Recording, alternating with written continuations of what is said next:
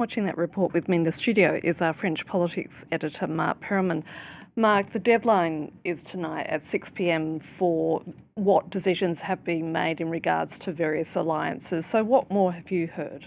Well, clearly the election is on Sunday, but in a large part it's happening today because the number of lists, the decision to merge or not, will determine in a large extent the result on Sunday. So we saw on the right, two things have happened. One we saw in the report was the merger between Rachida Dati's list and the one from the center-right candidate, Pierre-Yves Bournazel, who has been under tremendous pressure, including from President Macron himself, to do so. What has happened just in the last few minutes is that Sarah Knafo, the candidate from the far right, who is asking to be included in the alliance, has decided to drop out of the race. So she will not be a candidate anymore on Sunday. So this means that, in effect, it's very good news for Rachida Dati because, one, she doesn't have a potential rival on the far right, and she doesn't have the rival on the center right because they merged together. So despite having a dismal performance last Sunday, she now can gain some momentum. Obviously, it's not pure math.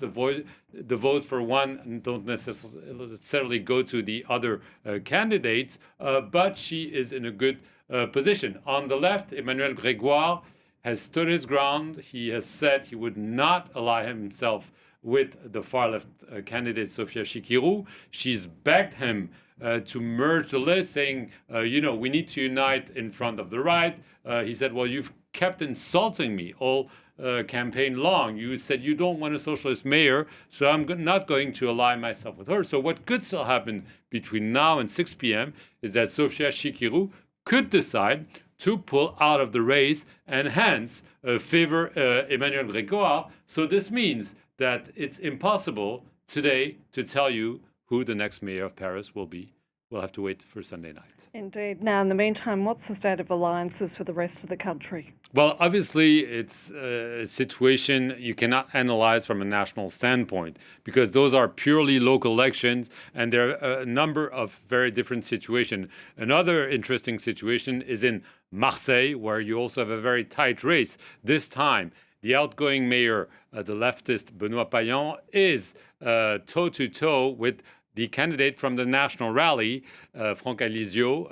It's really a very tight race. A couple of hours ago, the candidate from France and Bâle, from the far left, Sébastien Delogu, he decided to withdraw from the race, thus enhancing the chances of the socialist mayor to win, because on the other side, the candidate from the Conservative Party, Martine Vassal, who scored 12%, she said she would remain in the race, possibly taking votes away from the national rallies. We'll see what happens. In many other situations, there have been times when there was an alliance made between the left and the far left, despite the National Party, the National Socialist Party, saying, we don't want to have anything to do with France and Bâle anymore, especially with some of the declarations of its leader, Jean-Luc Mélenchon. The Socialist Party said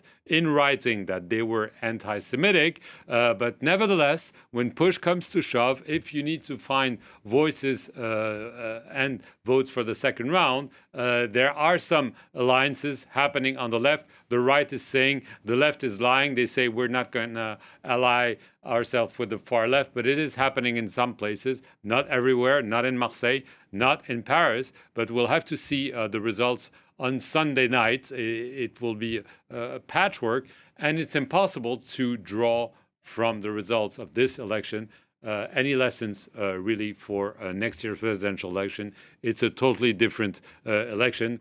Just bear in mind that the candidate for the National Rally in Paris scored 1.5%, and I can guarantee this will not be the score of the National Rally in next year's presidential election.